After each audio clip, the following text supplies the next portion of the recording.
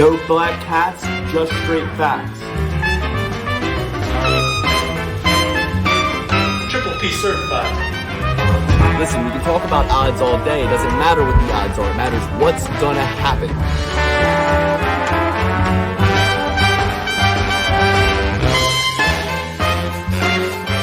Yes, I have smoked crack cocaine. Welcome to the Parlay Pursuit. We're coming off the heels of a dog shit UFC fight night card, Royval versus Pereira. We'll talk a little bit about that. Dan and I were at a wedding. We barely watched it. Tonight is baseball time. The Mets versus the Dodgers. Mets are up 6-3 as of the recording of this show. Dan is happy. Dan is healthy. Dan is strong. Alex, my boy, we're coming off an Eagles win on Sunday, but also coming off, overall just a weekend of love, going into a weekend of love. I am getting married this weekend coming up. This will be the last time you see me on this show without a wedding ring as an unmarried man. Next time you see me, I'll be in Florida. No, I'll be home. I'll be home by then. I'll be home. Maybe I'll be in Florida. Either way. We're coming in hot off of a not very exciting UFC weekend. We'll briefly touch on Royval versus Pereira. Then we'll get into a card I'm very excited about, Hernandez versus Pereira. Anthony Fluffy Hernandez versus Michelle Pereira, and I'm really excited to bet this card. But more importantly, I'm actually more excited to bet the PFL card, and I'll get into why there. And I'll just because I'm gonna place a very large wager. We'll get into it. But Dan, Alex, how's it going, man? How was your weekend, Alex? I saw Dan this weekend. What did you do? What did you tell the people? It was good, man. Got to see our beautiful mother. It was anytime she graces me with her presence, it's a beautiful day. Watch the fights. I'll be honest though, I wasn't necessarily all that amused with the fights. I didn't have the best time watching them. I know what you're saying, Alex. You only lost 3 fights on the card. How did you end up with less money in your on the show than you did last week? Well, just a couple of skunks at the garden party, just ruining my night left and right. But yeah, we'll get into that later. Other than that, great weekend. I think I did Fremnik Exiles this weekend, got my fire cape, did a bunch of really cool stuff in RuneScape OSRS. Only Greg Hare is going to understand these references. But yeah, super stoked. So that's really great. Yeah, I love this podcast because I leave at 11 a.m. tomorrow. I fly out to Florida to get married on Friday. Dan will be there. Alex will be there. Here comes the autograph seekers. They're gonna meet you at the airport trying to get that signature. You shouldn't have. I would love nothing more than that. I mean, overwhelm me. But there's a lot of fighters in Florida too.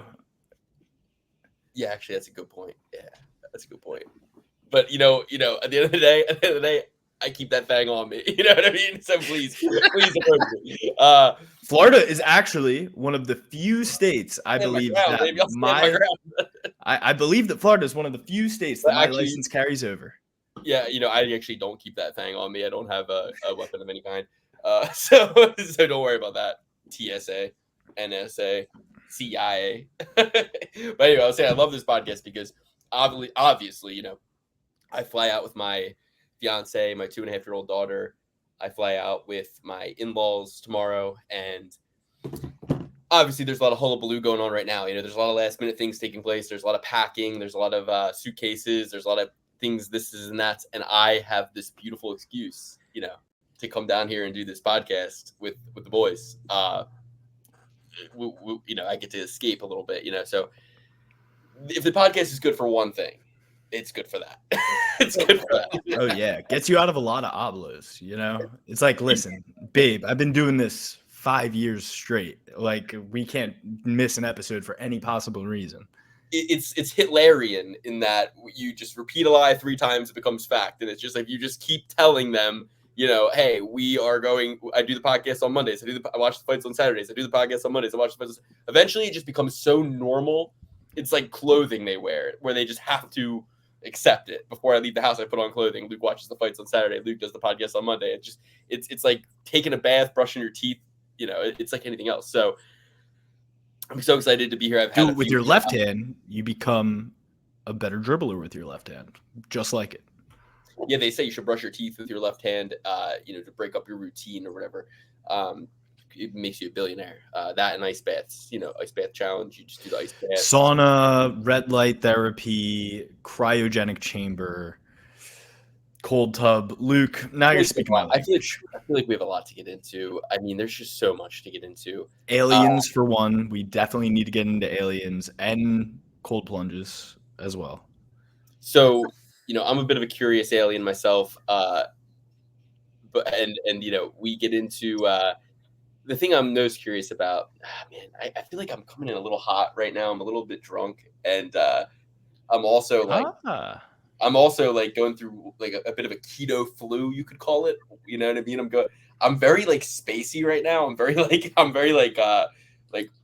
my wits aren't about me. Let's just say that. My wits are not about me. But in the same vein, I might be firing from the hip a little bit more this episode. So you might get the best of me, Keto and drunk, very Shabian of you. I love that. Exactly. I'm as dumb as Shab's ever been right now. I mean, oh, that's your takeaway?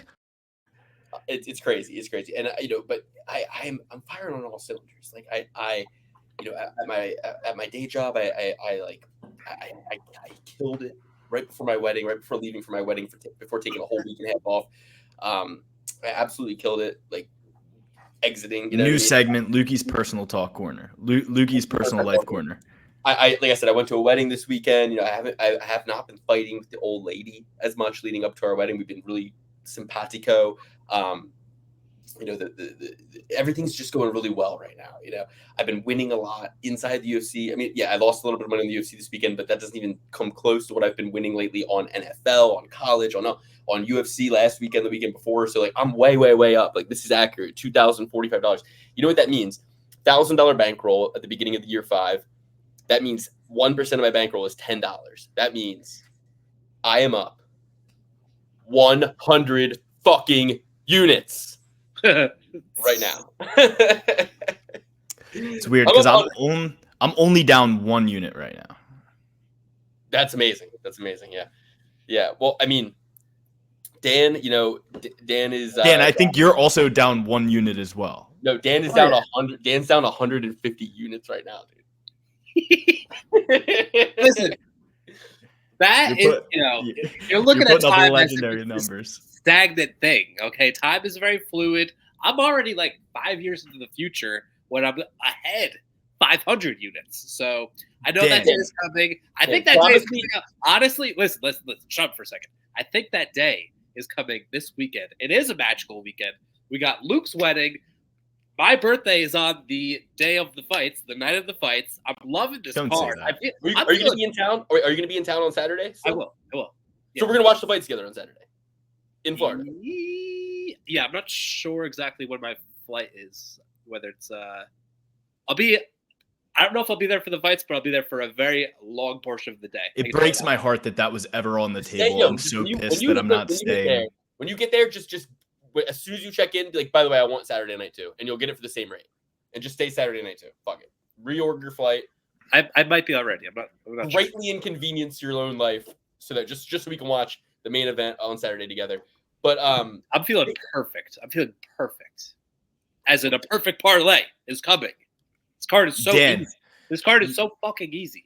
Dan, you're putting up numbers like only one man, and you're lucky that you can't possibly be on Record Watch because just as you keep going down, he keeps going down as well. He keeps digging himself deeper in that hole.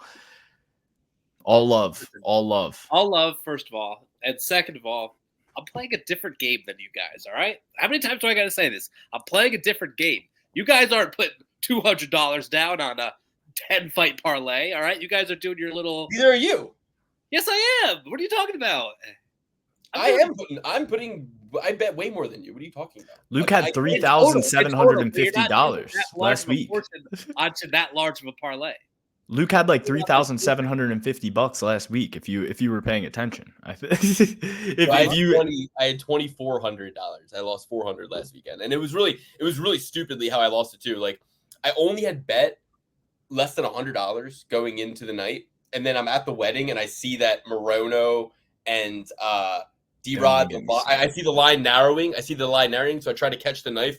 And because I had a lot of parlays that were relying upon D-Rod, I throw 100 on Morono, and I lose that. So that's 100 of the 400 right there. And then when Gooden lost, I rebuilt with $200 bet, Jung Young Park, Tyra by submission. And that would have been decent money if that had won, but that lost, obviously. So 300 of the $400 I lost last weekend were in those two bets right there. The rest, I had a $50 free bet. I had an $11 parlay, a $20 parlay, and a $50 parlay. That was about it. I'll be honest. I went to bed after the Morono fight. It was just like deflating. Morono? I mean, like because here's the thing: you got a purple belt who made who just like Brian Ortega, he made a decision, but his decision to step away from the streets wasn't at 20 years old like Brian Ortega. His was 5 years ago. He's a purple belt against a black belt. And Morono's a fucking moron. He's a Bobby Hill bully. Morano. Yes. Morano. And honestly, it was a nightmare blunt rotation of judges on that scorecard. But I do think D-Rod won personally.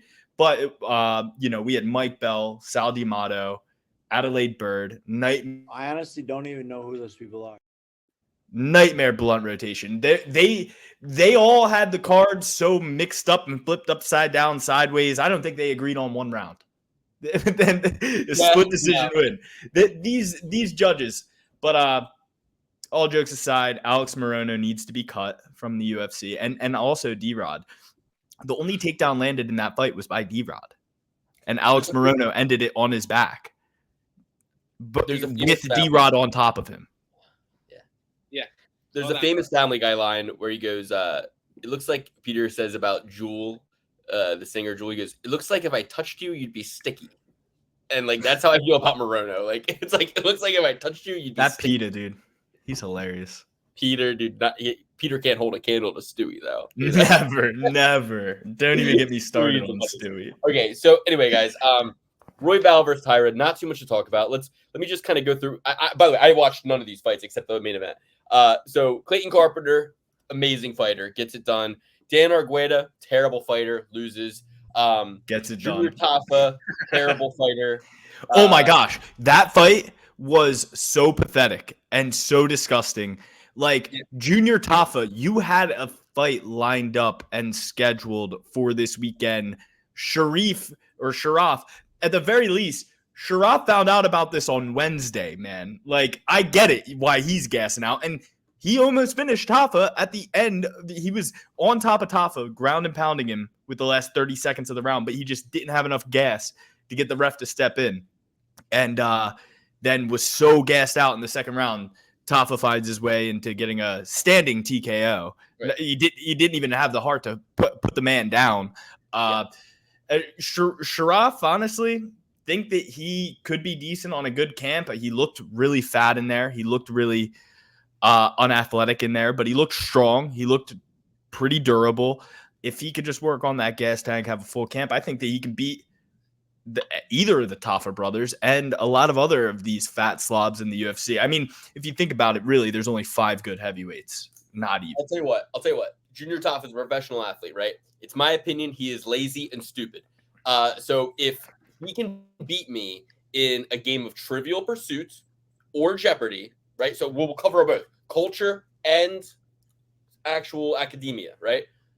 I'll give him his pick: Trivial Pursuit and or Jeopardy, right? So Luke is so stupid. He thinks one of those is like academia. They're both trivia, dumbass, and just as much pop culture as the other.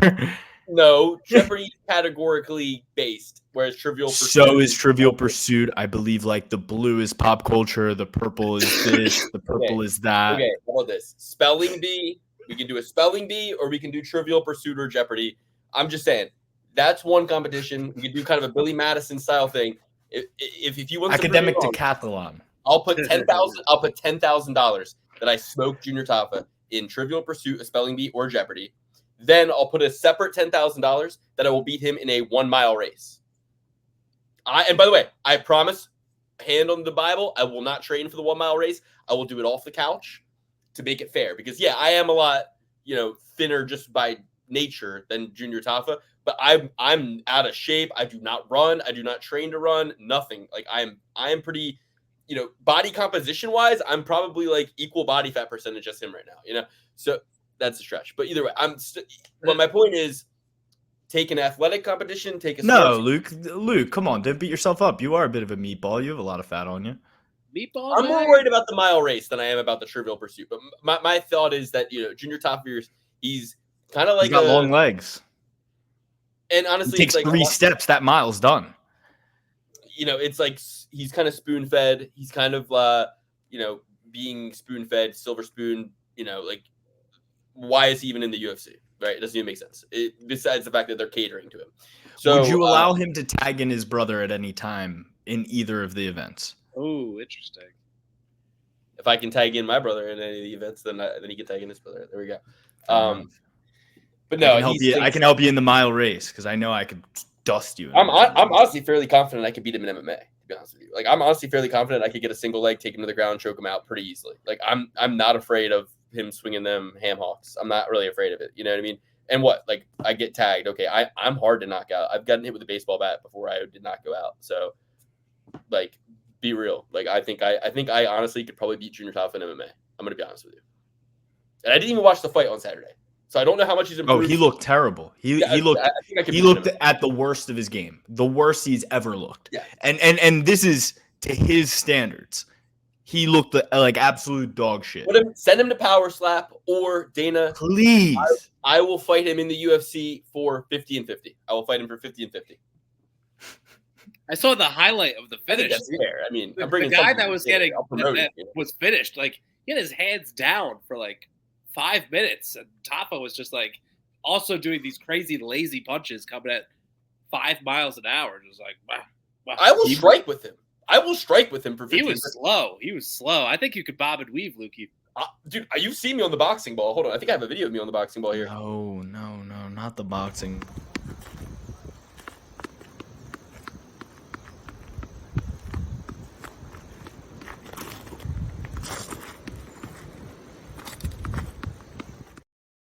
And that's me in Hawaii. I'm nonchalant. I'm like off of Jay hitting that boxing ball, like in Hawaii, like having fun. Like, wait till you see me actually. And that's a tennis ball boxing ball. Lukey off the Maui Wowie.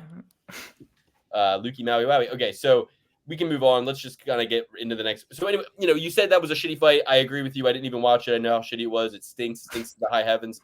Jung Young Park, my hero, the Iron Turtle, always repping, always doing well. Brad Tavares, double-digit losses. You suck. Go back. He didn't do too well. The Iron Turtle got clipped first round, rocked a bit. Get out of Vegas. But the Iron Turtle was like, he was like talking shit in there. He was kind of like piecing up Brad Tavares afterwards. I thought it like, I mean, you kind of got to give Brad Tavares that first round, even though he didn't really win it. He just kind of clipped the Iron Turtle, and the Iron Turtle, kind of took over from there. But I don't understand how that one was a split. Wasn't that a split decision? Yeah, it was. I don't understand how anybody could have scored it for Brad Tavares. It wasn't the Iron Turtle's best fight, but I don't necessarily understand that. Yeah. I fell asleep during the Tyara versus Roy Val fight, but heard it was very good. So here are my stars of the card. My stars of the card, Clayton Carpenter, well done.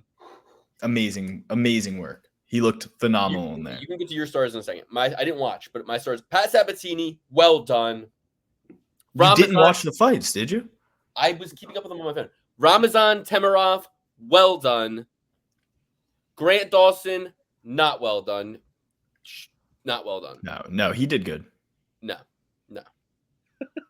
He didn't do good. Don't be talking about your wife's butt. That's your wife. I'm about to have a wife myself. You won't hear me talking about. You know what everybody did after he said that? You know what they did? They went to Instagram. They went to Grant Dawson's profile. They went to the photos that his wife's tagged in. They went to his wife's Instagram, and he sent the hounds on her ass. He sent the hounds on her ass. And I think that is a little bit disrespectful and possibly dangerous. Spotlighting that for the creeps of the world, because only the 1% of creeps are going. I missed the post-fight interview. Okay, well, he said my wife's got a nice butt, basically, and that's putting it nicely what he said. I think that's Luke, being that you really laid out this game plan, I'm assuming that you did it. You did this. No, Series I did not. I have a wife of my own. But I did not. do that. As he clears his let's see search. how easy it is. Let's see how easy it is, though, just for the show purposes. Grant Dawson. Just for show purposes. Grant Dawson, who is, by the way, popular on Instagram right now, is what it says. Grant Dawson. I go to Grant Dawson. I scroll down. I scroll down. I scroll down. I scroll down. I scroll down. Oh, I see a picture. My whole world fits in one picture. Him, his wife, and 2 dogs. I go here. I press the button. I go here. Ellie Dawson. Oh, she's an MMA fighter, though. Okay, never mind. Tip of the hat. Grant Dawson promoting his MMA fighter wife. I did not know she was an MMA fighter. I did not know she once. I did not know this. Okay, so yeah, she's managed. She's an athlete. He was actually. It's a material change. It's a material change. No, that changes everything. I thought that. That's what I'm saying. Yes. The material that you were reading from was incorrect. Public That's why already, you felt the way you did. Yeah. The what? The material you were reading from was incorrect, and that's why you felt the way you did. But there was a material change. You realize that the material was all wrong. Yeah. But honestly, if this butt's so good, why doesn't she have it on her Instagram? Because I'm not seeing any. I'm not seeing. She looks like a promoter. And if that butt's so good, why ain't she in the UFC? She's got a They've whole signed girls for way less than that. She's got a bunch of pics of other fighters. I think she does. She does. You don't think she's a fighter? No, I think she's a fighter as well, but I think she's promoting a lot of other people. Yeah. Yeah. It's all right, maybe guys. You don't gotta do this. You don't gotta. Either way, she's in the biz. Either way. Okay, so all right, never mind. Grant Dawson. Notice the Sigma who didn't even look at his phone to look up the butt once, to look up the dump truck. No, I was trying to prove a point. I don't care. And you proved that Grant Dawson's actually a-okay guy. So good thing you did. His promoter wife. That was a good move. I thought she was just some stay-at-home mom trying to mind her own damn business, and he's out here sending the wolves after her on Instagram. That's what I kind of thought. I was like, that's silly. That's silly to do. Okay, so other than that, Themba Greenbow, he kind of stinks. Can't finish Nico Price. That kind of, I think that's. I didn't see the fight, but again, Brandon Royval, I feel like he stinks too. I think Tyrus stinks too. I think both these guys stink. I gotta pee, but talk about the main event real quick. I watched the main event. That was the one fight I did watch on the way home from the wedding. I pull it out. I watched the whole damn thing. What?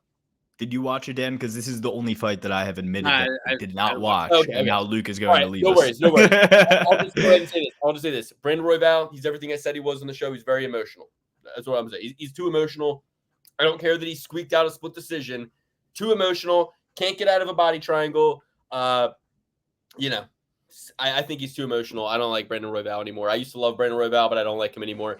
Only fights I got incorrect on the night were Morono, Rocha, and you should have not gone to sleep. You should have bet on the underdog Brandon Royval if you were, you know what I mean? Like, so I didn't want to lose any more money. I thought he was going to lose. But you picked him. I know. All right. Well, let's get into Pereira. I thought Hernandez.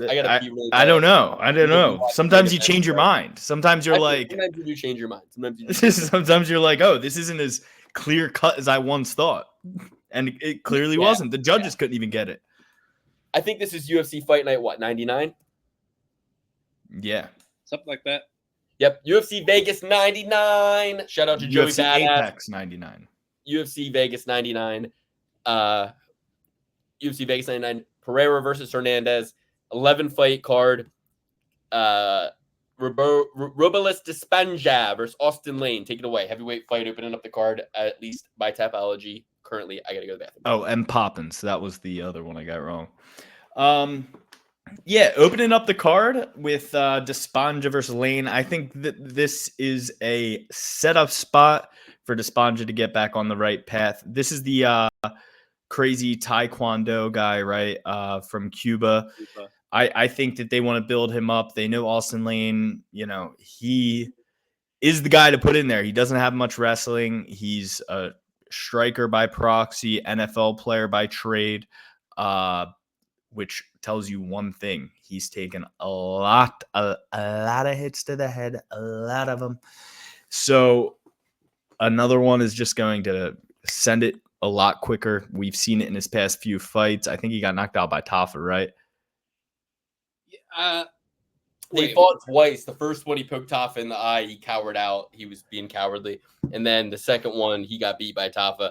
But I honestly thought that in that first fight, that first night in Jacksonville, Lane was fucking him up. He was fucking him up. He was looking so good. It really it's not just about, me versus you. It's about me versus you on that night. And on that night, if he didn't fucking get so unlucky with that eye poke, he was going to cash as a big time underdog. I picked him. I bet him in that fight. Next fight, I even said it. I said, guys, look, in Jacksonville on that night, he was going to win. This one I'm not so sure about, and he did lose. You were right. You actually double played that perfect. You had the right guy the first time and the right guy the second time. And just because, I'm gonna go Despanja first round knockout. Despanja first round knockout as well for me. Seems like a pretty easy play here. Lane is not the guy for just. Or is it? Didn't Despanja lose? Oh my god! Ow! Oh. Sometimes you can keep your internal monologue internal. Oh no, Dan, go on. Did Despanja lose his last fight? Yes, he did. I think he got out wrestled or something like that. I forget to who. Yeah, he did get out wrestled. That's not going to be a threat here. This could be a nice, easy win to jumpstart things. Sorry, I'm watching the game. God, close it out. What are you doing? It's okay. Despanja, minus 450. Easy. It's okay. Luckily, that's not a baseball player in Salsa Boy. That's the big boy, the Taekwondo fighter. Next up, we got Ardeline versus Martinez ladies night. And guys, we got some big news on the horizon. We got the toughest woman in UFC history coming on the show soon. She told me, hell yeah, she's ready. We just got to firm out some dates and times, and we are going to get the toughest lady in UFC history on the show, The Perfect Parlay Pursuit, the first women's MMA guest, I believe. Athena May. Well, she did a little crossover into MMA, but, cross promotion. Mixed rules bout. She brought some of her rules. She brought some of her rules. They brought some of theirs. That's a close personal friend of mine. I will not make any jokes. But we had Farah Hanoun. Yeah. But she is a MMA journalist, not only a women's MMA journalist. I know that she is also a woman, Dan, but she is multifaceted. All right, let's go through for the people who knew the show. We've had but that's Macy Chiasson. That's Macy Chiasson. Yeah, I don't know if I spelled that out for you guys yet. That's Macy Chiasson, the toughest woman to ever fight in the UFC. She will be coming on the Perfect Parlay Pursuit. Gave us a little shout out on her Instagram the other day. Macy, we love you. And we only had to pay her. No, okay. Oh man. I think we have Macy on, and we really outlined the expectation. We said, look, Eric Anders was going to be on the show. He was a scheduling nightmare. Ultimately, I'll take some blame because he did show up when he was at his son's football game and was willing to do it, but I just felt very, very Luke, cold call 101. When you get him on the line, you gotta keep him on the hook. You're right. Sometimes you say, I call you back. You know what I mean? But anyway, it's so you know what? We tried to build rapport. Anders, not a scheduling nightmare. He did show up. I was the one who said, hey, you're at your son's football game. Let's do this another time. Joe Selecki ultimately just decided that he was going to kind of redacted. Don't say anything. Don't say a word. Don't say a word, please. Well, first of all, we donated $500 to sponsor his event, and he was supposed to send us some autographs for that. Luke, stop. He never sent the autographs. We can get the autographs or whatever. We can get the autographs or whatever. Hit him up. But then he went in there against Grant Dawson and pulled guard, and we do position over submission over here. I'm just saying, position over submission. Tell him that. I will tell him. You think I'm going to tell him that? I think I'm going to tell him it's position over submission. Listen, I told you guys I'm in a rare form tonight. I'll be honest. I took some Larium.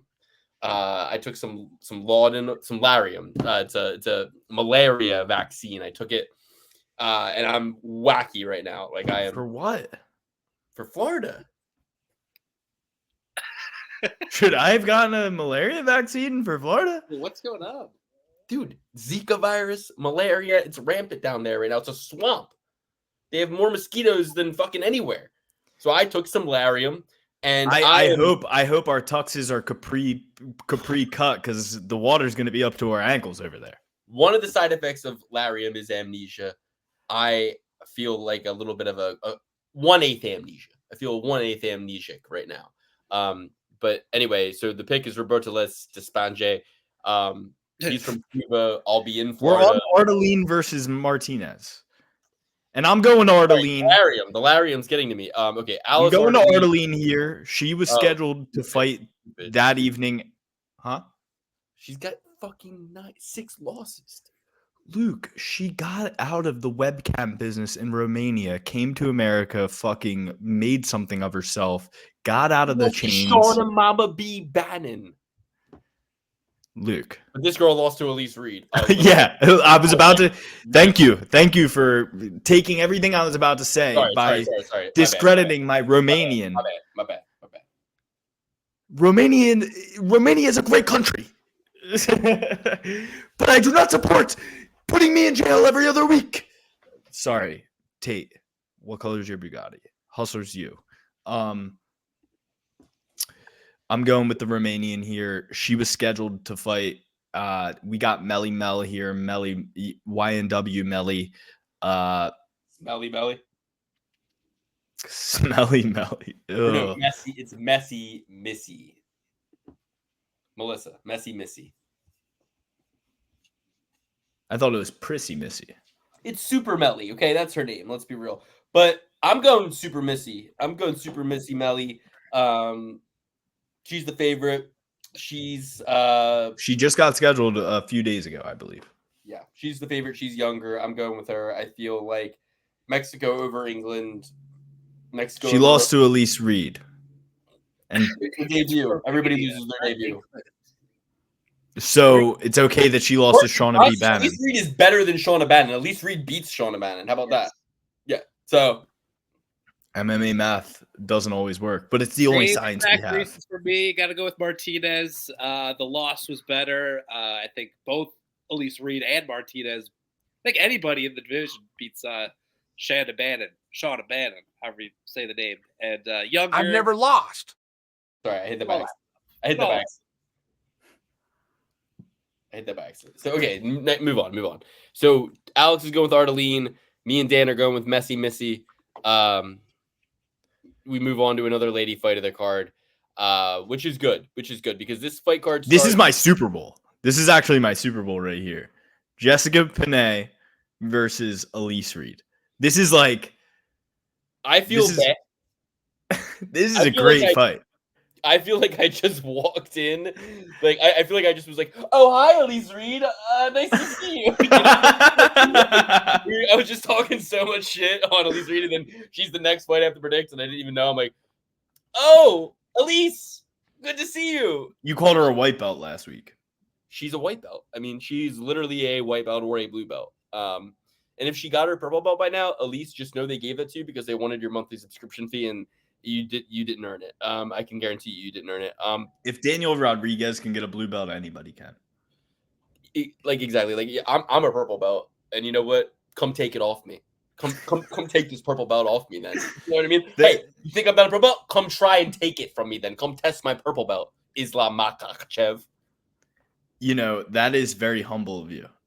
You know, Mark Kerr walked in and, you know, said, like, take the black belt off me. But you're like the purple belt. You know, I know my place. I know the brown belts and the black belts are going to screw me. No, I'm a purple belt. And if you think I'm lying, you can come try to take it from me. At the end of the day, like Craig Jones said, you say that you're the second best at something, no one's going to argue with you. So it's like, plus I have a blue belt with like fucking 3 stripes on it somewhere around here. The only reason, you know what I mean? It's like, let's be real. You think I haven't gotten better at jiu-jitsu at all since I stopped training? At all. I've gotten worse since I stopped training. That's crazy. I've only gotten older and wiser. I've only watched more MMA. I've only thought. I mean, you know. Don't you guys know anything? Don't you guys know anything about chess? Okay, this is like chess, not checkers. Okay, They say jiu-jitsu is mostly mental. that's exactly Why what the I fuck mean. do I need to be at some gym getting some fucking warty, sweaty guy sweating on me? Because Joe Rogan told all these nerds they got to get into jujitsu. I went back to jiu-jitsu, and the fucking guy that I end up like, I'm new to the school, you know, so everyone's gonna get their established partners, and the guy they wanted me to practice with, his breath smelled so fucking bad that I'm like, fuck this. I'm like, I'll just buy a gun. I don't care. I'm not trying to learn any more jiu-jitsu if this is what I have to do to fucking to train. I'm like, this guy barely even showered, and they got me fucking doing drills with him. I'm like, it's bullshit. Fuck no. I got an autoimmune disease. You think I want to get staph? You think I want to get staph on top of that? That'll kill me. Are you fucking kidding me? I am not getting staph. These guys do not shower. This one guy showed up. One of these guys, he shows up. He ran to the gym, which I used to do in New York City. Ugh. That was when I was at Marcelo Garcia Academy, where, you know, like everybody's pretty sweaty. It's no. You're big sweating deal. before the class starts. You have a 15-minute warm up beforehand. Yes, exactly. You're paying him. You're paying him $100 a month to skip around for 15 minutes. Oh my god, dude, you're $265 a month, and yes, first 15 minutes of class, Marcelo's got you doing fucking Richard Simmons fucking shit. You're out there, Marcelo's like, okay, skip, okay, jumping jacks. It's like, oh my, I'm like, teach us fucking the guillotine, you know. And then you got my coach always said, you know, my coach, the great John Hassett, he said, if you want to warm up, you can do it, you know, before or after. Come in a little early, do your little shrimps across the mat, but like, you're paying me to learn jujitsu. You're not paying me to have you do some fucking somersaults. Okay. You're not paying me to learn. But he would never use that colorful of language. Yeah, I'm not trying to learn how to count to 10 in Portuguese. Yeah. Un, dos, sete. Yeah, fuck 260. I could fucking get Duolingo for free. Anyway, so no. Best thing ever happened to Dylan Dennis' career was that he got told to leave Marcelo Garcia's gym. He fucking probably did way better after that. Because no, I'm kidding. Jeez, there's people, man. Nobody watches the show, so I don't give a fuck. Yeah, I remember you were like, as one of the 250 comedian assassins out there, like, I'm worried that I'm gonna fall down the similar path of Dylan Dennis, where I get kicked out of this gym. every day I'm showing up to Marcelo's. I'm like, is today the day he finds my podcast? Is today the day? Is today the day? No, that was before the podcast. That was when you were one of the. Yeah, No, Luke, you were one of the 250. Anyway, Neil Magny matters. It's Right, funny anyway. because I don't know what's so funny. God, man, woman, dog. Okay. It's funny because I already said it and you don't listen, and it already made it through. You assassin, you. You're not even. Okay. Sorry, I can't talk. I've never taken the stage. I'm just a pedestrian. Civilian. All right. So I didn't do this stuff. This is not me. I'm fighting for my life. all right. P. Diddy. Moving on. I'm taking Elise Reed here. Elise Reed. Jessica Benet. She sucks. She's 41. She loses to everybody. Honestly, I'm taking Jessica Benet. Jessica Benet, Elise Reed is a white belt. Jessica Benet, Stockton 209. Isn't she part of the Stockton scrap pack? Dom Cruz Alliance. Alliance, even better. That means she's actually knows how to do a takedown. He's in a literal cult. Yes, she knows how to do a takedown. She is taking She's taking Ingenochrome. She's already on there. She is going to destroy Elise Reed. She's going to put her to crucifix and either finish her by a TKO or a sub. I guarantee it. Yeah. Tabitha, yeah, you're so fucking right. Jeremy Stevens, Dominic Cruz. I watched the video on YouTube. Khalil Roundtree. I watched a video on YouTube about how these guys are in a C. I'm not going to say it because I don't know if that's like slander or something. But it's just what I heard. It's what I saw on YouTube. So, sue that guy. You know what I mean? Don't come after me. I don't have any money. But you know what I mean. You know what I mean. I heard that, but I'm saying this is a good thing. I'm saying like. And how didn't Matan ask him about that? He had Dom Cruz right in front of him. I don't know. That Matan. I don't know. That Matan. Oh, that Matan. He's such a whippersnapper. He is the definition of a whippersnapper. If you took your hat off, you'd kind of look like him a little bit with that long hair behind you. It does kind of look like you. You kind of look like Theo Vaughn right now. the way you're. Oh no! Never mind. Put it back on. Put it back on. Put it back on. I feel like a national Bozy bear. But okay, so yeah, if you go to that, oh yeah, never mind. Dan, right. you got Penne too? no, I got Elise Reed. Gonna turn her to Penne. So you celebrated for us taking the wrong pick, brother? You want us to be wrong? No, I celebrated the Mets scoring a nice little insurance run in the ninth inning. Yeah, MMA math always works. Panay beat Lukey Hernandez. Lukey Hernandez beat Reed. Panay better than Reed. Also, you got to remember, 41-year-old women gain.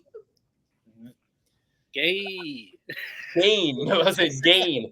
Like, well, men lose Testosterone as they age. Women, and I believe this is correct, based on science and biology class, women actually, their bones harden as they get older. They become stronger.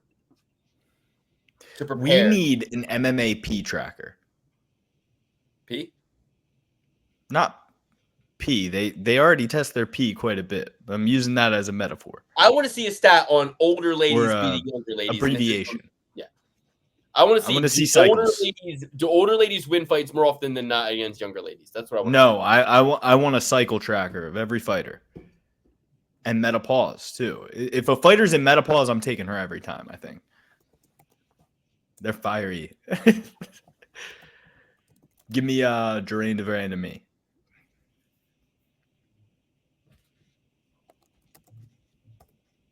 ChatGPT is fucking useless, dude, to be honest with you. Like, I mean, it's not. Like, but like for quick stuff, like you have to be like me where you go, okay, listen, here's what I need. You have to actually like, I'm trying to be like, do older women win more often than men? And they have to give me this fucking, listen to what they actually patronize me with, right? I say, do older women win more often in MMA? This is something that it could just answer statistically, right?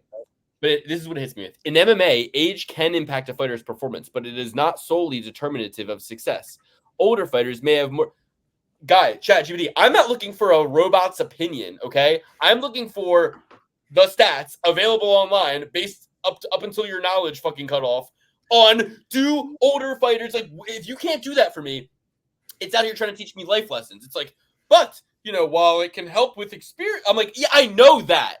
I know that it could mean more experience, but it could also mean less. I'm asking you go be a robot and fucking be like, can you believe this shit?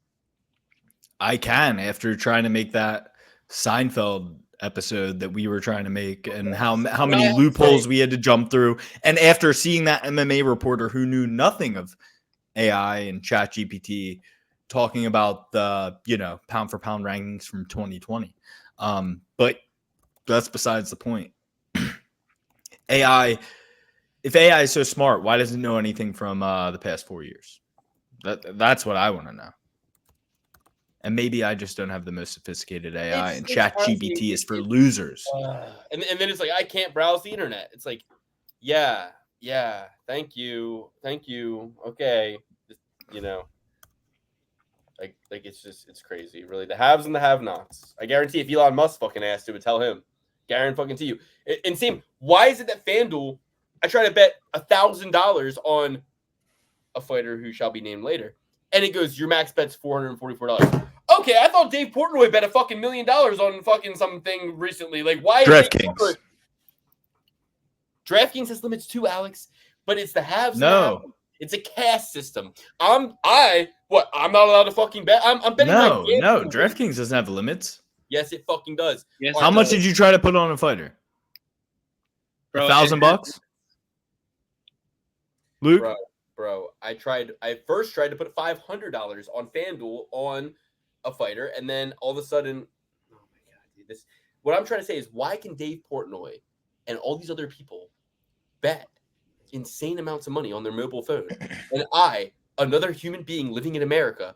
But I think that's a FanDuel thing, dude. Like, I've never had an issue once. I guarantee you it's a DraftKings thing too. But anyway, sorry, I'm getting mad. Because they think you guys are too poor. You guys don't bet enough. They think you're poor, and they're like, nah, this guy isn't good for it. He's overdrafting his bank account, and I know he is. That's so, like, I want to say racist. I want to say, like, caste system. I want to say, like, it's something. I mean, it's classist. I'm a human being. I should be allowed to bet 10,000. I should be allowed to bet as much money as I want, as much money as I can get my grubby little hands on. I've never had an issue. You never fucking had any money to bet, dude. I bet $1,000 on Alex Pereira 3 times, and won all 3 of those times. So I've never had that fucking issue where you guys are low stakes gamblers. I'm a high stake gambler. I'm not taking out, prepaid Visa cards to get extra money into my DraftKings. I'm not buying Visa gift cards to get money into DraftKings with my credit card so I can overdraft my bank account. I just have a lot of money and bet a lot of money all the time. I'm rich. All right, let's see. Ready? Not anymore after all these weddings. God damn. 100% profit boost. But it's max bet $50 there, but hold on. All right, I won't do the 100% profit boost. Hold on. $500. Okay, $500. Okay, that worked. So I guess it must be a FanDuel thing. No, I'm kidding. I think you have to have, like, deposited a certain amount of money at some point. And you know my ass. If there's a deposit bonus and the max deposit is $2,500, I'm throwing it in to get $500 in free bets. Like, are you kidding me? And that's why you guys are brokey, poor bitches. I'm just kidding. Look. You got to take advantage of the deposit bonuses. Take money out of your savings just to get some free bets, guys. Like, come on. Son of a gun. We're moving on or what? Dan, guide the show, Dan, if you're so fucking worried. What's the Mets score right now? I'm not worried about anything. The Mets are done now. The Mets are in, like, the ninth inning. 7-3. It's in the ninth. Dodgers just got a hit, and Otani's coming up. Shit. Thank God one we got that. swing of the bat. Luke, one swing of the bat, and they tied up. Do you remember when Otani jerked off on the Phils? Do you remember when he stole that base and jerked off on the Phils? Swing of the bat for them to tie it up. Did you see that on Barstool where they got the guy, the Mets fan? That was so funny. He's like, "How is it one swing of the bat? They're down by 4 runs." He goes, "You stand there and you don't swing the bat. You walk, the bases loaded, and then one swing of the bat, it's tied up." I was like, shit. Anyway, where are we? I'm worried about trying to get Edwards or yes. So me and Luke took Panay. Dan took Reed. Next up, we got the worst Jocelyn Edwards versus Vidal Rafael. I'm gonna go with Edwards based off length. Vidal got put away with a liver shot, I believe, within her last 2 fights. I think she struggles with length, although she is our typical prototype of a lady we'd love to bet on. She's just a little too stocky, a little too short. Am I getting her confused with the outlawed Jocelyn Nunes? Josie Nunes? Ramira Vidal? Jocelyn Edwards is the French chick. Okay. Yes. Yeah. I mean, she's Panamanian. Pantera. No. We're confusing her with somebody. I'm confusing Vidal with somebody. I'm confusing Vidal with the Jocelyn Nunes. Nunes. Yeah. Yes. Both. This is crazy that we have to sit through three of these fights in a row. 3 of these. I don't give a fuck what you say. Panay versus Reed is going to be some of the most high-level MMA you see. I'm going with Edwards. Yeah. La Pantera. I'm going with Edwards too because Vidal just has a dumbass, stupid look on her face half the time. She looks like she's confused in there. I'm going with Edwards. Give me Edwards. Give me the length, the experience, the volume. Pause. Everything spelled Edwards to me. Pandamaniac. Pause. Dan loves length. Dan's a length queen. Okay, we're gonna go with Brad Katona versus Matsumoto. Guys, this is gonna be a controversial pick. I'm going with Brad Katona. I'm going with Brad Katona by decision. Mansa Musa? Is that his name? Matsumoto, I think. Matsumoto. That's crazy. That's a crazy name for him. Look at him. He doesn't look like a Matsumoto. Are you kidding? Right, Alex. Like, hey, I guess jiu-jitsu came from somewhere, eh? Anyway, I'm gonna go with Brad Katona, and here's why. Matsumoto has finished 4 of his 6 submission wins by guillotine. So Brad Katona, very heavy wrestler, holds you up against the fence. I think that a guy who has so many wins via guillotine is going to get himself in trouble with a guy like Brad Katona, who is very defensively conscious, who is always pressing forward, who is always going for takedowns. I don't think Brad Katona gets guillotined here. And honestly, if you look at the other 2 submissions he has, the one is arm triangle and the other one is a boba choke or something like that, which I believe is in a similar position as a front headlock. I'm not entirely sure. It could be a different move in, American jiu-jitsu lingo. But I'm going with Brad Katona here. I think that Mansa Musa is going to get himself in a lot of trouble. He's going to be trying to force that guillotine a la Dustin Poirier and get taken down a ton, end up losing a very boring decision, and Brad Katona is going to come out on top. I agree. I want Brad Katona here. Guy is a consummate winner, always finds a way to get the job done. And he always seems to piss me off. And I was originally going to go with Mansa Musa, but I feel like the actual play, Alex, you kind of talked me into this one, would be Katona. So I'm going to ride with my boy here.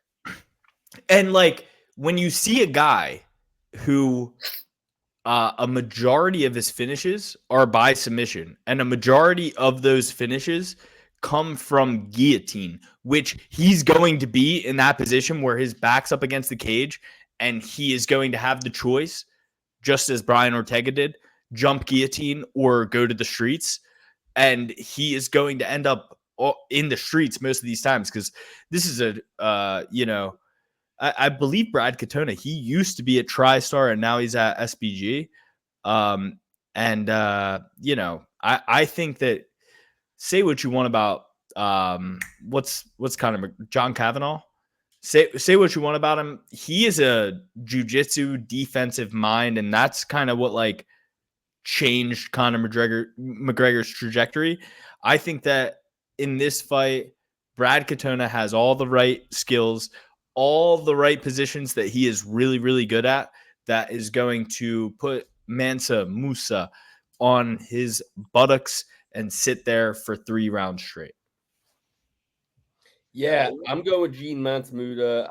I think Brad Katona stinks.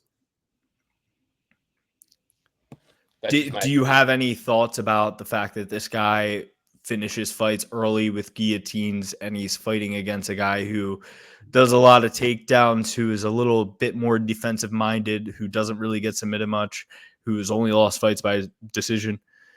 He's only won fights by decision too. Yeah, but I'm saying, okay, fine. You know what I mean? Take it, dumbass. Listen, I'm sorry. Chat. Clip this. Yeah, I think he guillotines Katona in the first fucking round. How about that? All right. Asu Amabaya versus Mateus Nicolau. Now, you want to talk about an underdog who has a fucking shot at winning? I will go with Mateus Nicolau, my friend. Mateus Nicolau is a beast. He is actually good. He's 31. He's fighting this guy who took Vergara to a decision, who we just saw got slept. This guy hasn't really fought anybody, little mini man Zach Makovsky, who was talking shit on BJ Penn. Saw his ass at Marcelo Garcia Academy a time or two. I don't know. You don't talk about what you do in training, but let's just say I won't kiss and tell, but Mateus Nicolau, no, I'm going with Mateus Nicolau here. Mateus Nicolau I like wins. Nicolau here too. I'm big on him. He's a beast. 93% takedown defense against a guy who's only going to be shooting takedowns. That's all he does. So what happens when he doesn't take him down?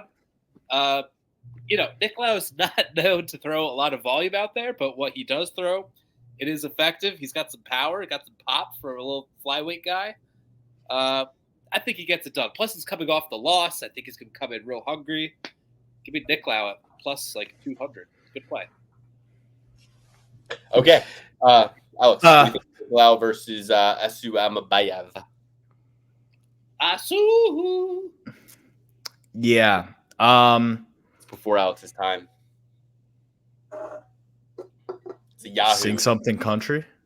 No, Yahoo. It's Yahoo. Play something country. See, I was more of an Ask Jeeves. I'm from the time when Ask Jeeves was at the top.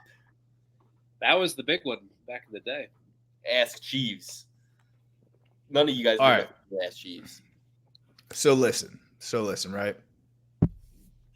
Here's where y'all are wrong. You're both very wrong. Very, very wrong on this fight. Really? Yeah. Asu Almabayev is going to win this.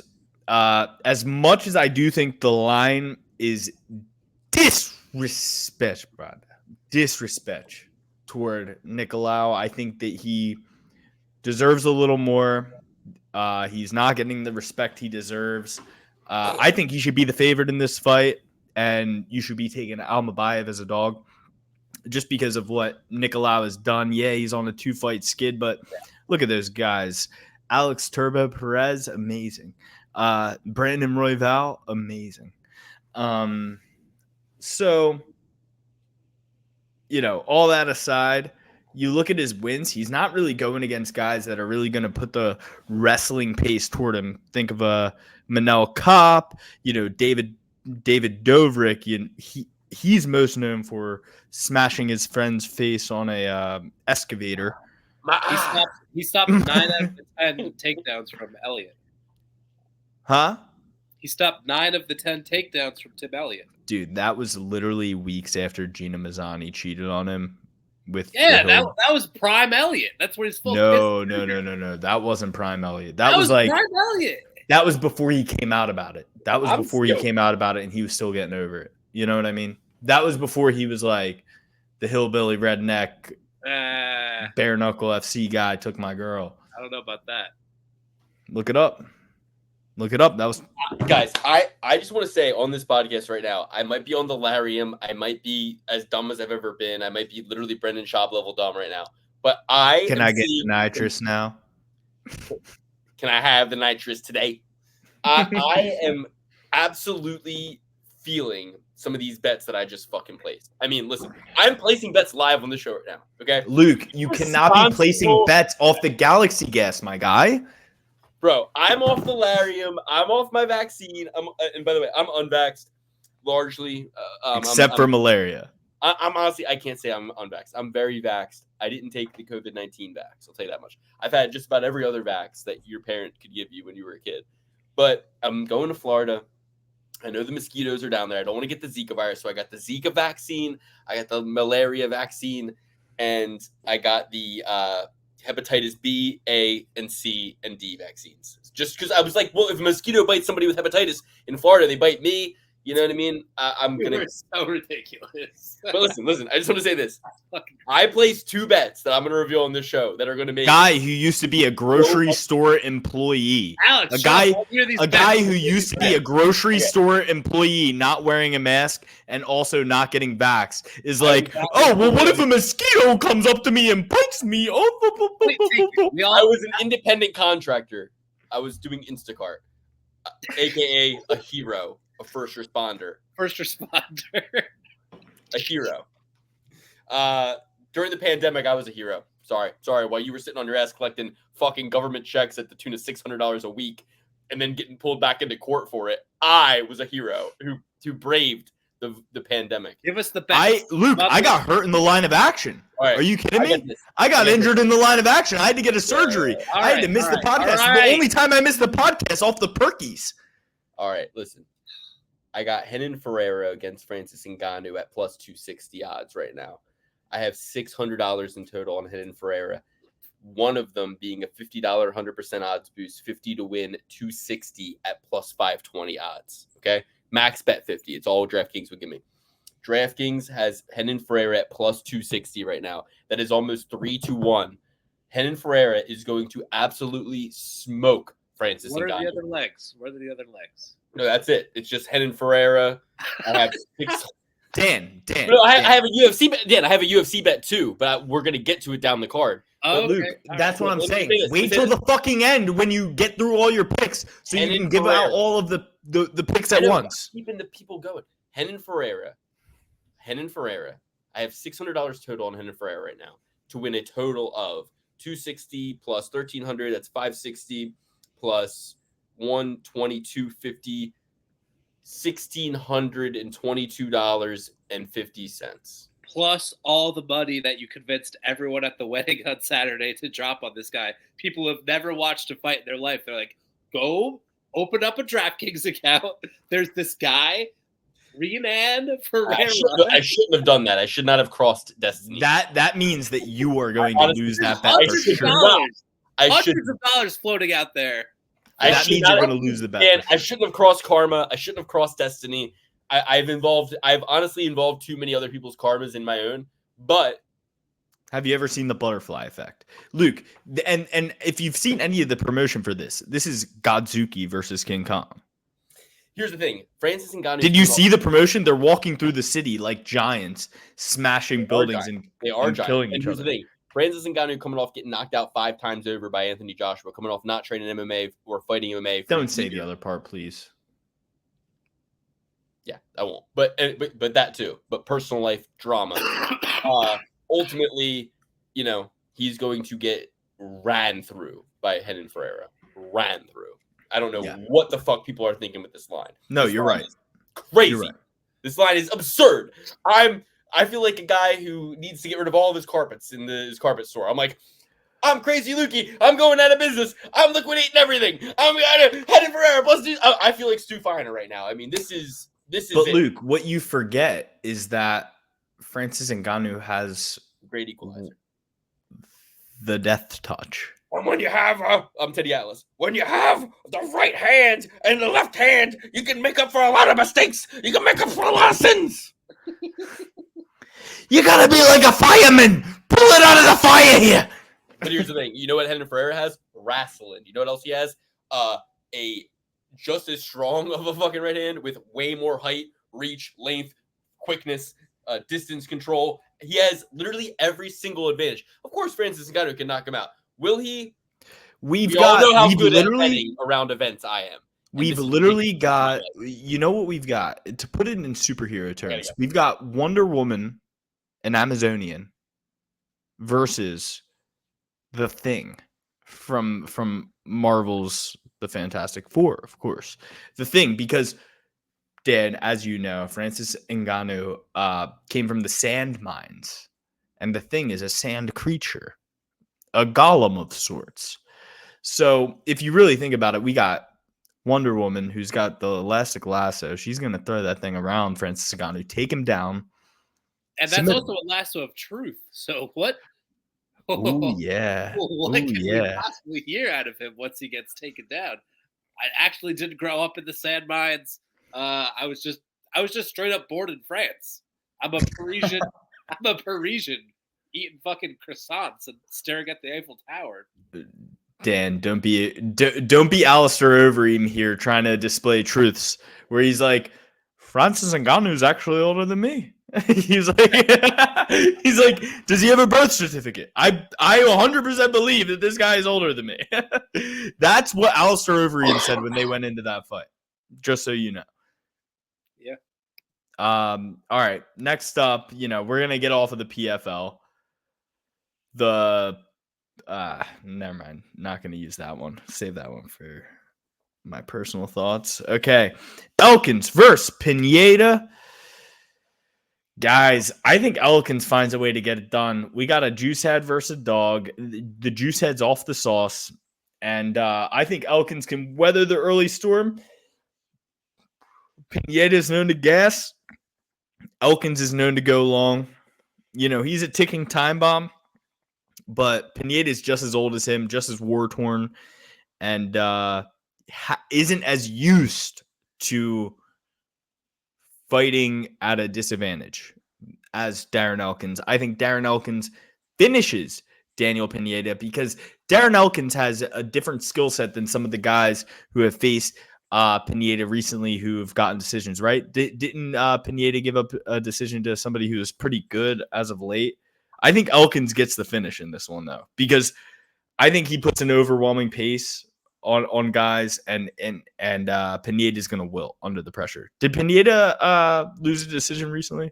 He lost to Nathaniel Wood. By decision. Yes. And Nathaniel Wood, far better fighter than Darren Elkins. But Darren Elkins will get the finish in this fight because he is not as smart as Nathaniel Wood. And Nathaniel Wood knows when he's up. He's going to just capitalize, look for a spectacular finish where Darren Elkins is a dog on a bone from minute 1 to minute 15. All we got to hope for is that he can survive the early flurry. He's old. He's getting old. Look at that tattoo on his chest. It's stupid, dumb. But I think he gets this done by stupidity and dumbness. Dan. No, I'm going to go with Pineda here. Pineda has really good jiu-jitsu. Took Davi Ramos to a draw. Took Grant Dawson to a draw. And outside of that, you just look at his UFC fights. Clearly knows what he's doing on the ground. The problem is he definitely gasses out big time. But he's got some pretty good power, got some good hands, got good jiu-jitsu. Offense is strong. If he could last 1.5 rounds, I think that'll be enough to bank him 2 rounds and get the decision. At this point in time, Elkins, obviously known as the comeback kid, comes back late and gets the choke or what have you, or the decision just coming on late with the wrestling and not dying. But I'm gonna bank on the fact that this guy has incurred too much damage, as per the nickname, and all that damage is going to come back to haunt him. Starting Saturday night, he takes the loss. So do you think he gets finished? So I don't know. So hold on. So Dan, you think Daniel Pineda wins a decision against Darren Elkins? Daniel Pineda has 2.5 minutes of fight in him. Elkins will come on in the third, but not finish it, and Pineda will have bagged the first 2 rounds. Yeah. But Pineda is going to fade 3 minutes into the fight, 2.5 minutes at most. Luke. He still has the skills to not get choked out by a guy who's not even a jiu-jitsu guy. He's just like listen, I'm so stupid tonight. And so don't let me talk you into or out of anything, Alex. But my theory is kind of similar to Dan's, which is that, Darren Elkins, we haven't seen him fight in a year, right? Meanwhile, we saw Pineda put up a pretty close fight against Nathaniel Wood 2 months ago. Nathaniel Wood is the prospect, right? Not only that, in the time that it's been since Elkins has put up one fight, which, it was a win against TJ Brown, who sucks, right? Yeah. Cut recently. Yeah, he cut, right? He was able to do that. But In that time, 2 decisions Pineda went to against Nathaniel Wood and Alex Caceres, 2 pretty like decent fighters, right? Before that, he got a win. Hold on, let me just say this. In the time it's taking Elkins to put up 1 fight, this guy has put up 3 and has had decent results. I was impressed with his performance against Nathaniel Wood. Some people even thought that he like did good enough to win. So I think that based on what Dan said, like, yeah, like this guy's 40, Alex. He's a 40-year-old 145-pounder. Granted, yeah, the other guy is 39, but he's not 40, and his nickname's not the damage. He hasn't taken fucking as many shots as Darren Elkins has. Darren Elkins has significantly slowed down. I don't think his wrestling is good enough to get that stocky brick of Daniel Pineda to the ground consistently. I think Pineda has the better striking. He's faster. I think he's more lucid. He's got better eyes. He's got better connections. And I think that he's got the better shin at this point in their career. So give me Daniel Pineda to win. Possibly, yes. Possibly by finish. He probably does get a finish here. But Luke, it's not a fight I'm interested in betting. Two things, real quick. Nathaniel Wood from Britain, not a wrestler. That fight was in England, and I believe he was just going for a finish and he was winning that fight hands down, through and through. It wasn't even close. Nathaniel Wood absolutely destroyed him. It wasn't like close at all. Maybe Daniel Pineda landed a couple of good strikes within the first minute 30, but he was gassed from then on out, and Nathaniel Wood had his way with him and was just looking for a spectacular finish against a Mexican American or South American United States citizen. Then Alex Caceres, a guy with no wrestling, no muscle mass, not stocky, nothing at all. So every single judge scored it round 3 for Pineda. Every single judge. With Nathaniel Wood. 1 and 2 for Wood, rounds 3 for Pineda. Every single judge. David Lefty. Nathaniel Wood, I believe he got rocked in that 3rd round. He got sat to his butt and then continued to fight on. But regardless, like the thing that has been haunting him is the cardio. He showed that he got knocked the fuck out by Cub Swanson. So was a lot of Elkins. So did Elkins. Elkins got knocked the fuck out by Cub Swanson. Guys. Elkins got destroyed by Cub Swanson. Elkins gonna fucking But guys, Cub Swanson has good enough wrestling to keep Elkins off of him. Pineda does not have good enough wrestling to keep Elkins off of him. Cub Swanson is like a dog on a bone. More brutally and more recently as well. You guys are crazy. All right, go on. I'm just saying, you're the one who's throwing Cub Swanson's name under the bus. It's like, either way. I'm the biggest Cub Swanson fan in the world. But I'm like Pineda, and Dan is too. The next fight is my lock of the night. My MMA lock of the night. This is all right. So this is one of 2. This is a 2-leg parlay that I have a $200 2-leg parlay. Go ahead, Alex.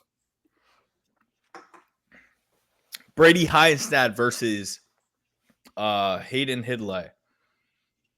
Wait, no, that's a wrestler. Jake Hadley. I'm going. You know what? I'll just set it up for you like this. It's a pretty similar fight to what I think about the Matsumoto, but I've actually seen Hadley fight a lot.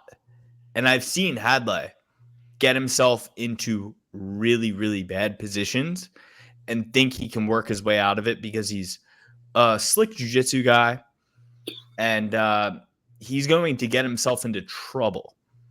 And he's already gotten himself into trouble with Hunter Campbell, our personal friend. Luke has his number. And what's the other guy? Mick Maynard. He's gotten himself into trouble with all these guys. He flips people off. He's fun. I love Jake Hadley. This is a nightmare matchup for him. Brady Heinstad is going to take him down, ride him out the entire time. This is going to be the exact same fight as the Katona versus Mansa Musa. And I've actually watched this guy fight. I don't know anything about Mansa Musa besides the fact that he has a bunch of guillotine submissions. But I know for sure Hadley concedes back a lot of the times because he's got a very slick jiu-jitsu game. That's going to get him in trouble. Brady Heinstad is younger, faster, stronger, actually cuts weight to get to this weight class, where Jake Hadley is bumping up from the weight class below. And yes, he got some recent success in his last fight, but he didn't necessarily look crazy impressive. I'm going with Brady Heinstad here. This is my lock of the night, Brady Heinstad. I'm going with by decision, but he could find his way into a arm triangle choke, if any, because Hadley's got some really slick jiu-jitsu, and guys with really slick jiu-jitsu off their back oftentimes will leave themselves open to a head and arm choke, arm triangle, so to say, from the top. I think Brady Heinstad wins this one. I think he wins it. He puts a stamp on this one. Brady Heinstad, this is going to be his best performance in the UFC.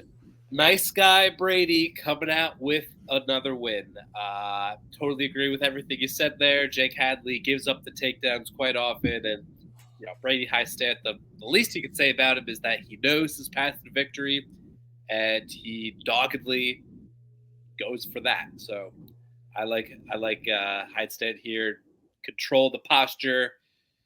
I don't know. Jake Hadley has his ups and downs. Sometimes I think he's really good. The striking is actually pretty good, but I think it's nullified with the ground game. Luke, drum roll, please. I mean, this was one that I was like, I remember Jake Hadley against Callan Lauren. I think put it this way, what Alex said did cause me to cash out my bet. Yeah, I was like, damn. I want some more. I want some unity. I don't want to, and also I think I have a better option here for half as much, just as much money to pay out, half as much of a risk. So, man, if that bet actually wins, now you're gonna kill us. No, it'll be fine. But I thought, Jake Hadley plus 124. He looked really good against Callan Lauren. He's a much better striker. Brady Heinstad's kind of a bitch. He's kind of a bitch ass bitch. Nice guy, Brady. Hadley is like a fucking dog and like is more of a man and more hearty and more of a badass, So I'm taking fucking Hadley for sure. I think he's gonna smoke Brady. But every time you see Brady in there, he looks like he's more pumped up and juiced up. So I think that he's probably gonna be able to out wrestle him and be a little pussy about everything. And we'll get a video of the MMA guru freaking out about how he's boring and it's a Merab Dvalishvili style, Mario Batista style victory for Brady Heinstad. Dustin Jacoby. So, all right.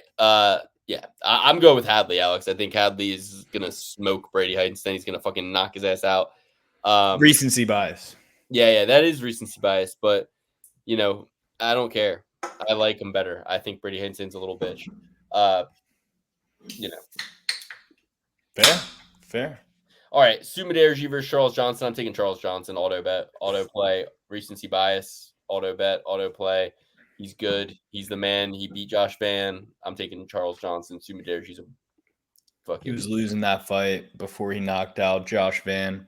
All right, well, Tim Elliott choked this guy out. Matt Schnell choked this guy out. This guy's a fucking pussy. Louis Smolka beat him. Like, he has no good wins. You know why they call him the Tibetan Eagle? I don't care. Yeah, because he trained with Khabib once. Okay, but listen. Just shut the fuck up and enjoy the ride, okay? You should fade me on this regardless because I always get Charles Johnson wrong. Get him wrong.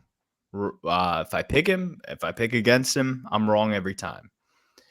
I'm taking Charles Johnson in this one. Sumaderji, he's super frightening because he's so young that he's a guy who can evolve so much more than some of these other fighters in between fights. But, we got to reward good behavior over here. And I think Charles Johnson's been on a roll. The last time I said this, he got beaten 3 times in a row. So, I'm very nauseous about this pick. This is definitely going to be a pick I lose. But I'm going with Charles Johnson on this one. But I will warn you, Sumaderji is probably much improved since the last time you've seen him. This is a fight where one fighter is very overvalued based on recent performances, and one is very undervalued based on recent performances. I'm going with Subaderji.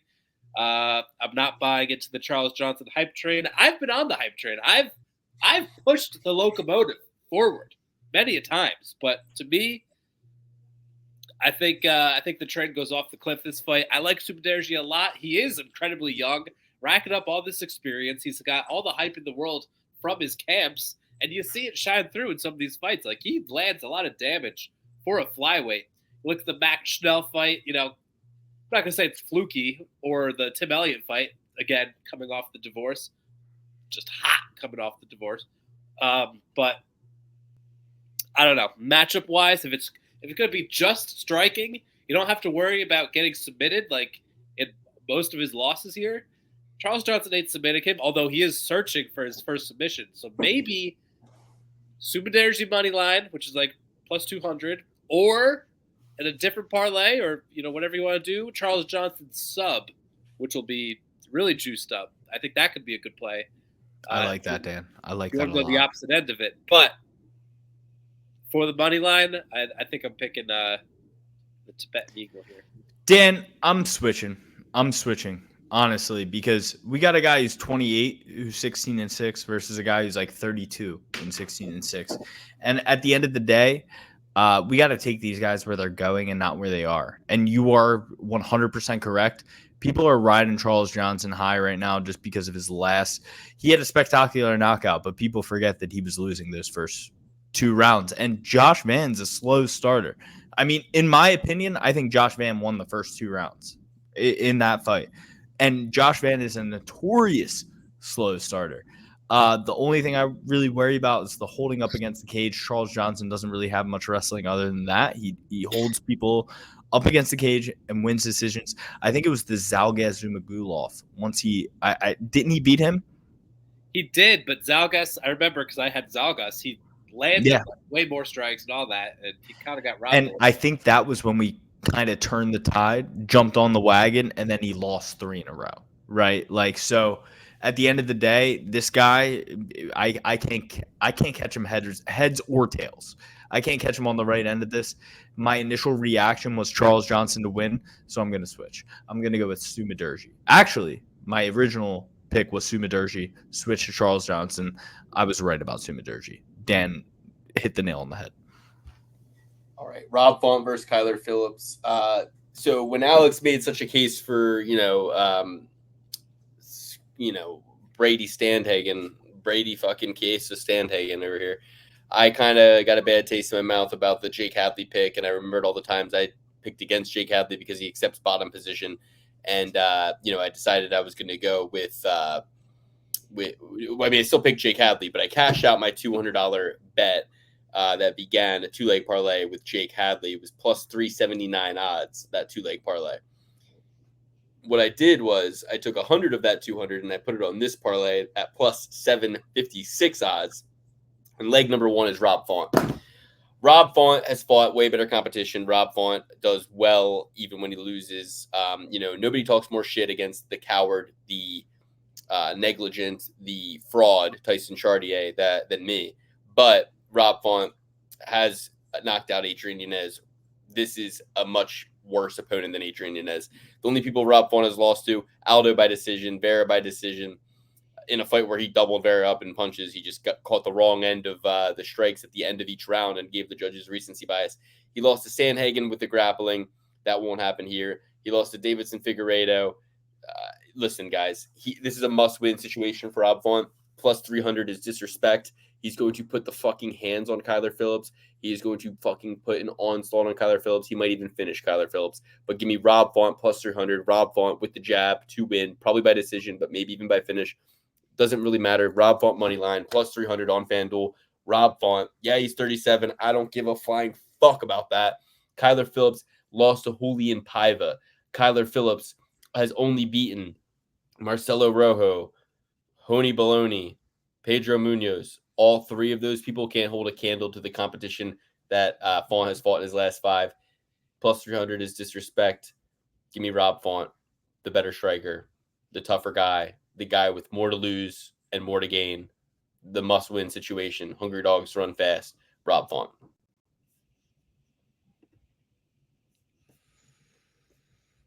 Alex? Yeah, I think Luke's fucking. I think Luke's a fucking moron.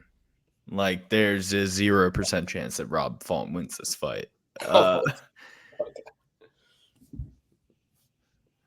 Okay. It is what it is, and I can't change the past. Whatever. It is what it is. And Rob Font, the pizza boy. Luke wants to talk about the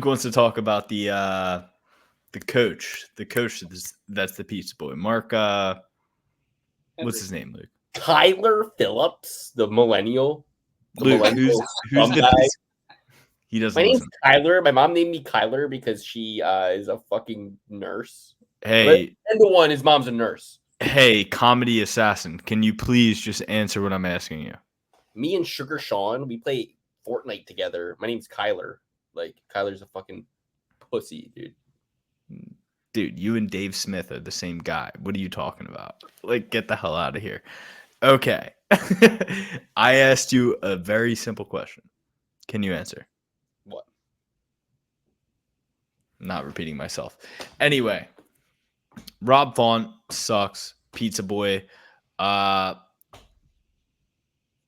He started training later in life, so he is not going to learn as much, where Kyler Phillips has had the more formative years. He's only 28 years old of his life training this sport where, if it wasn't for Rob Font delivering a pizza to Luke's house, he would have never even found MMA in the first place. So, because, Rob Font came in and Luke was like, yo, let's wrestle. But Rob Font trains at the same gym that Luke wants to fight the coach of, and for some reason he would never fight Tim Welch or anybody who lives in Tim New Mexico. Welch is a fucking pussy too, dude. Tim Welch sucks, dude. Tim Welch was out there telling Sugar Sean, it's okay, it'll be over soon, Sugar Sean. And then he has the audacity to say Bautista beat Aldo after he sat there and said Sugar beat that was lame. That was lame as shit. Idiot. Shut up. Ginger idiot. Got his jaw broken on the Ultimate Fighter. Shut up. Shut your ass up, Tim Welch. You fucking YouTuber. Go hang out with Jake Paul and Aiden Ross. Go continue to... the guy you coach, you encourage to do drugs. Think about that. I grew up with a little thing called Dare. Test my piss. Fucking dare you to test my piss. I fucking dare you. I'll pay $1 million if I fucking piss hot. Anyway, Kyler Phillips has far less miles. Ayahuasca Tim Welch. Kyler Phillips has far less miles, far younger, and just as I said with Sumaderji, he can evolve a lot more in between fights than a 36-year-old can. So I'm going with Kyler Phillips. I'm going with Kyler Phillips. I think Cowards. Eat that chalk. Eat that fucking chalk all day. When fucking Rob Font jabs him to death for 3 rounds, you guys are gonna be crying. I hope you put it on no parlays. Rob Font is gonna take his ass down if he wants to. He's gonna outvolume him if he wants to. Rob Font is an old man. Okay, who wins? Adrian Yanez or Kyler Phillips? Who wins? Kyler Phillips. Wrong. All right, let's move on. Adrian Yanez is on like a 3-fight skid, dude. He hasn't beat anybody. I'm eager to get to the main event. I'm eager to get to the fucking main event because I have some serious shit to say about the main event. Michelle Pereira versus Anthony Hernandez. Anthony Fluffy Hernandez versus Michelle Pereira. Listen to me, guys. These are two 31-year-olds. These are two 6-foot-tall middleweight giants. 60. These guys are fucking the best of the best. They're on insane win streaks. They have beaten the best of the division. I mean, finished the best of the division. You got, Roman Kopylov got his ass beat by Hernandez. Poteria, Lord, Petrosky, all were finished by Michelle Pereira recently. Michelle Pereira is killing it. These guys are both on finish streaks against top competition. Man, I love both these fighters so much. I am scared to death of Anthony Hernandez, but you guys know I have to ride with Michelle Pereira. Michelle Pereira at underdog odds to get the finish, to get the win, to put it on Hernandez. I think that this is what happens when an unstoppable force meets an immovable object. Somebody's going to break. somebody's going to get fucked up. I'm scared to death of Anthony Hernandez, but I'm taking Michel Pereira. And I hope he gets Wonder Boy after this. Yeah, I'm going with Michel Pereira as well. I think he's matured a ton since he has come into the UFC, lost to Connolly. That was a fight that he was winning the entire time and ended up finding himself into a loss. A la Roman versus Trevin Giles. I'm nervous for sure on this being a 5-round fight more than anything. Michel Pereira is known to gas a little bit. I feel like I've gone with too many people who are going to withstand damage throughout their fights. And I don't think Anthony Hernandez is going to be able to put up. I mean, guys, he got knocked out by a diabetic, right? Or he lost to a diabetic. I couldn't imagine any human being without a pancreas that works beating me in a fight. Ever. Put a fucking sugar packet in their mouth. They'll die. But besides the point, Fluffy is tough as dog shit. I do think that he can take a couple knocks, but not from Michel Pereira. Michel Pereira is an Amazonian beast, and he's going to destroy Fluffy Hernandez. Second round, TKO. Yeah, Fluffy Hernandez gets hit too much. He's going to destroy him. Dragging him into deep waters, just out grappling him. I think he can stand toe-to-toe with striking. Honestly, I mean, what's he going to do? A little flying knee? Please. Fluffy's going to eat that. He's going to eat it all day and just reverse it and put him into a headlock. Give him a nuggie. Give him a wedgie. I like Fluffy all day here. Yeah, I think he dominates. I think it's wrong. But, to me, it's like if you let me play UFC, the video game, and you gave me Michel Pereira, I feel like if I'm piloting these guys, I got to go with Michel Pereira. Like, if you're giving me a choice, who you want to beat, Michel Pereira or Fluffy Hernandez. But that's not to say that the heart factor of Hernandez can't come in and get the win. I just, Luke, you wouldn't last a second. You wouldn't last a second in competitive UFC online because all they do is play Habibi and take you down. And I mean, I don't play video games, so I'm a grown man with a wife and child. You know what I mean? Can't relate. I don't play video games. You know what I mean? Hoff? Can't relate. Still technically a free man. Yeah. Well, we move on.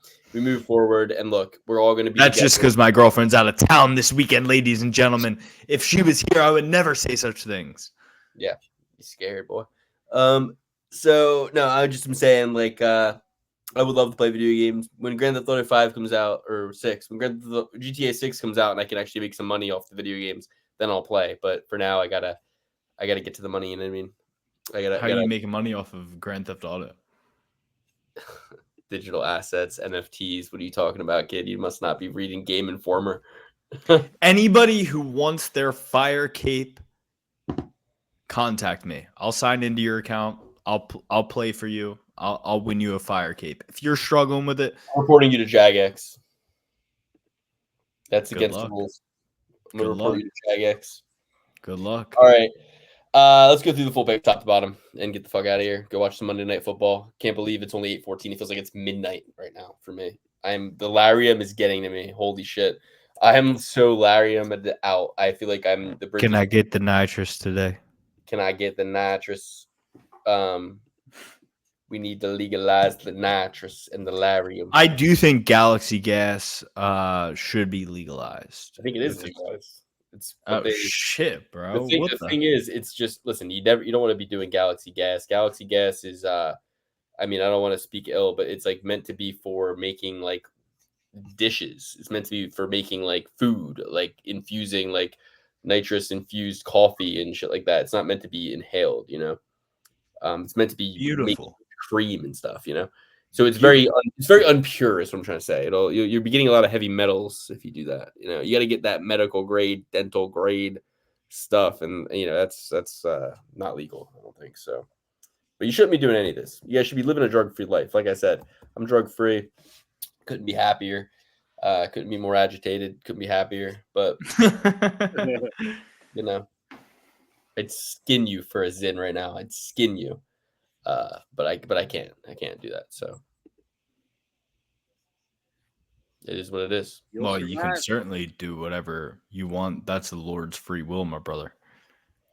No, I know, but long term, the only problem with Zin is that you have to go into a 7-Eleven to obtain them. It's like, who wants to on a daily basis be going into 7-Eleven? You know what I mean? Like, it's crazy. Like, if you choose to do the Zins, you are choosing to live a life where you are in and out of 7-Eleven every day. It's 7-Eleven stinks, dude. Like, these people are doing their lotto tickets, like, and when they don't have it, and you are like now like subjected to like, oh, they don't have what I want, and I'm addicted to the thing that I want. Like, now I'm very furious. Now I'll get Virginia tobacco instead of cinnamon. No, I mean, no, it's not the same at all. Like, then you just go to a different 7-Eleven or something. But it's an endless loop of suffering and misery, and it's just like, you got to cut the wheel. Who's more addicted? The guy who walks 7 extra blocks to go to a different 7-Eleven, or the guy who just is like, whatever, I'm not picky? I would say that the guy who settles is the more addicted one. The guy who's willing to wait more time to get the one that he prefers, I think, is less, right? Why won't it let me sign the fuck in? This is fucking annoying. Sorry. All right, Dan, you want to run us through your picks? Did the Mets win or what? The Mets won. Why aren't you happy? I was pumping my fist the whole time. You weren't watching. 1-1 going into New York on Wednesday. All right, my picks. We got stole one on the road, just like you did against the Phils, bro. You're in great shape. That's right. We got Robelis Despagne, followed by Melissa Martinez, Elise Reed, Jocelyn News. Hold on. Sorry. RDMMER. Okay, continue. Jocelyn Edwards, Brad Katona, Mateus Nicolau. We got Daniel Pineda, Brady Highstand, Sue Maderji, Sue Whoop. We got Kyler Phillips and Anthony Hernandez.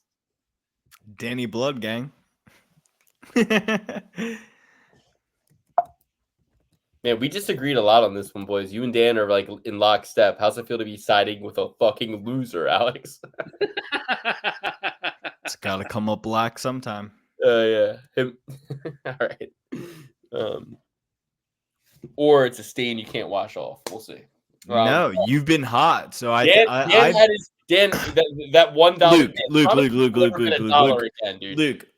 Let me tell you something about gambling. Let me tell you something real quick. We all go on streaks the way you are on, right? Like, the first loss you had in the last 5 weeks was on this Tyara card, right? And Dan's been losing for 10 weeks straight. So Dan is due to be right where you are due to be wrong. So statistically speaking, we all have a 65% betting clip that we you know what I mean? In terms of... Yeah, but I didn't tell you I sold my soul to the devil recently. So I knew that when you sacrificed a newt, you fucking loser. Okay. Come on. You don't think I know Brack Magic? All right. Go ahead, do your picks so we can go watch football. Despanja, Arlene, Pena, Edwards, Katona, Almabayev, Elkins, Heinstad, lock of the night, Heinstad emphatically, Brady Heinstad. You went with Elkins, right? Huh? Elkins? Of course, third round submission. And go ahead, continue with your rant, sorry. Heinstad, emphatically, Heinstad's the lock of the night, MMA lock of the night. Shout out to the MMA lock of the night podcast and newsletter, I guess, now that it is. Sumaderji, Dan talked me off the ledge. Phillips. And of course, Michelle Pereira. Okay, very nice. I'm going with, from top to bottom, Michelle Pereira in the main event. Robert Font. Charles Johnson. Jake Hadley. The coward Robert Font? Oh, no. Jesse James slain by the coward Robert Font? Nah, remember when Rob Font beat up on fucking Adrian Hernandez, man? He's good.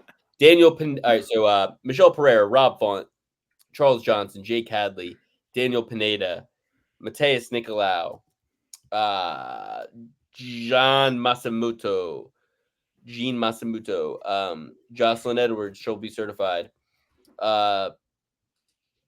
Jessica Panay, Messi Martinez, and Roberto Despenge, Trilby certified. So the Trilby certified picks, only 2 of them this week, boys. Only 2 of them. Jocelyn Edwards and Roberto Despenge. 2 Trilby certified picks for you guys, both in the prelims. Other than that, we can't seem to agree. But hey, we will be in Florida, all 3 of us, on Saturday at one point or another, and we will be after that, guys. I promise you, it is just Discord, butts on couches from. You have 2 schools of thought for this card. Luke is going to have some wedding day luck, or all his luck ran out by getting the woman that he got, and Dan and I have to be right at some point. Yeah, that's fair. Or you go with Dan being due. Dan is due. Birthday luck is real. Birthday luck is real. Wedding luck is fake. The wedding luck is you getting married. That's the lucky. Dan will tell you that.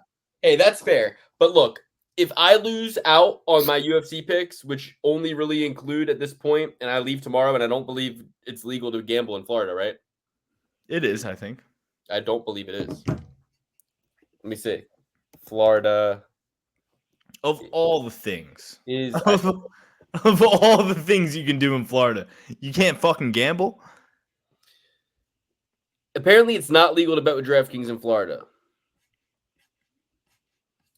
DraftKings Sportsbook, about Florida online sports betting. It says that Florida is, the legislator has been considered but not passed. They have casinos, so if you guys are super desperate, you can go physically to the Hard Rock Hotel. And they say Florida and Texas are the land of the free, the home of the brave. I don't think that you can bet or smoke weed in either of those. Yeah, states. you can't. So, Yeah, honestly, the whole, think about this though, the entire, from Maine to fucking Tennessee and North Carolina included, is green on DraftKings website. All the way as west as Iowa, including Illinois, Ohio, Indiana, Kentucky, from Maine, Vermont, New Jersey, Pennsylvania, West Virginia, all of the Northeast corridor is lit up green because the East Coast is the fucking best coast. The only state that is not, pussy-ass Joe Biden, Delaware. Delaware, get your shit together. Delaware and Rhode Island are the only 2 that are gray on the DraftKings website. Every other place, from Michigan, south all the way to Tennessee, east all the way to Maine, straight down the coast, the only fucking 2 are Delaware and Rhode Island. Other than that, Jersey. You know when Dana White makes this face, he's cooking. Dude, I'm telling you, Kansas, Colorado, and Wyoming, and Arizona. Not even in Nevada can you do DraftKings, right? Not Utah, not Nevada, but you can go Wyoming. You can in Wyoming. You can in Colorado. You can in Kansas. You can in Arizona. You can in Oregon. Not California. Luke, not shut Nevada. the fuck up, bro. Louisiana, you can. All right. That concludes my where can you gamble on DraftKings. Should I just go through all the states? Arizona, Colorado, Kentucky. No. You already did, dumbass. Place your bets before you get down there to Florida because you will not be able to. But, you'll be back by the fights, Alex. I'll be back by, like, the main card, probably. Yeah. Wait, when does it start? I leave at, like, 6 in the morning. What the fuck am I talking about? Yeah, I'll be back before the fight. Alrighty. Well, we love you.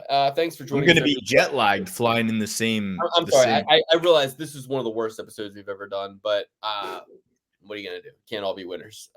We love you and we thank you. And if you want us to be better, watch the show and comment on the show and tell us what we're doing right and wrong. And comment on I'm up 100 units. Think about that. Comment on every single one of Maddie Betts' posts and Minty Betts. The whole Betts family, Minty and Maddie Betts. Let them know they need to come on the Perfect Parlay Pursuit if they want any credibility in this industry. Once we get to Macy Chiason, the doors will open. Macy will be able to connect us with just about anybody. At least Din Thomas. Macy to Din. Back to Joe Select. To Jillian Robertson, to Faraz Zahabi, back to Joe Selecki. Do not pass go. Do not collect $200. Do not get an autograph or so much as a howdy. Do not sign up to the Patreon because it doesn't work. Listen, let's just pay Macy $7,000 and be her manager.